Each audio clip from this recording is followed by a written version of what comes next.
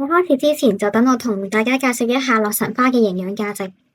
我哋千祈唔好睇小洛神花嘅營養價值功效。其實洛神花含有豐富嘅維生素，可以幫助抗氧化，促進我哋嘅血液循環，亦都可以幫助降血壓、降低低密度膽固醇。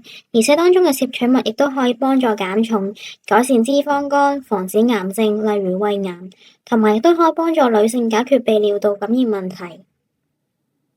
而今次要介紹呢一款甜品裏面嘅食材包括預先浸泡好嘅洛神花，同埋杞子、紅棗，仲有1盒魚膠粉，仲有3湯匙嘅蜜糖。然後我哋就可以開始將預先浸泡好嘅洛神花，將佢嘅花瓣處理好，就好似畫面當中嘅做法咁樣。之後將佢哋加入去1公升嘅水嘅煲裏面，用中火並調校至45分鐘嘅時間，並且蓋上煲蓋。45分鐘之後就會熬出好似畫面當中嘅洛神花汁。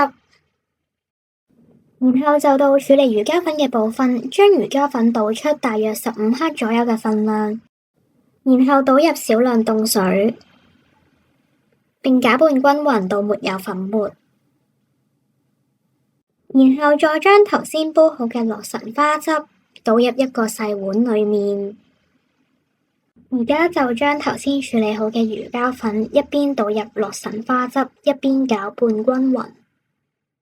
攪拌均勻之後，再倒入大約3湯匙嘅蜜糖，並且再次攪拌均勻。然後再準備2個細碗，並加入頭先浸泡好嘅杞子同埋紅棗。跟住就倒返入去頭先已經加入蜜糖同埋魚膠粉嘅洛神花汁落去2個裝有杞子同埋紅棗嘅細碗，並用保鮮紙蓋上，放入3度嘅室溫雪櫃冷藏大約3至4個鐘頭，然後就大功告成㗎啦。希望大家都可以學識，然後煮俾你身邊所愛嘅人。下次再見啦，拜拜。